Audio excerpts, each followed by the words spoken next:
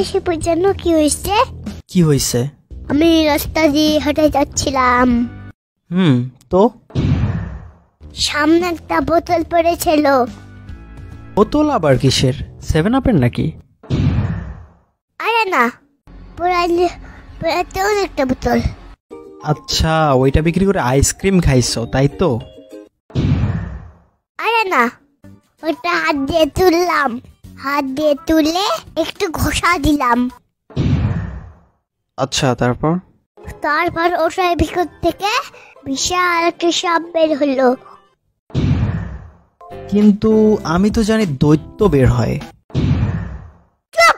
আমি গল্প পাচ্ছি না, আমি একটা সত্য কাহিনী বলছি। আচ্ছা বলো, তারপর কি হলো? তারপরে বিশাল সাপ আমাকে বলল, তোমার দুটো ইচ্ছে কথা বলো, আমি তোমার ইচ্ছা পূরণ করব। কিন্তু আমি তো জানতাম 3টা। কিন্তু ইচ্ছাই ছিল, কিন্তু একটা দিয়ে আইসক্রিম খাইছি। আর বাকি 2টা ইচ্ছা? বাকি 2টা ইচ্ছা হলো আমাকে 2টা মিল্ক ক্যান্ডি দাও। এগুলো ভালো ইচ্ছা হলো?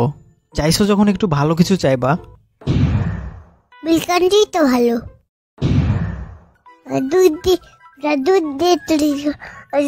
দিয়ে তৈরি করা হয়। আর বাকি একটা ইচ্ছা? বাকি একটা ইচ্ছা হলো শিপুর বাচ্চাকে যেন গোসল করে দেয়, কারণ 1 মাস থেকে গোসল করেনি।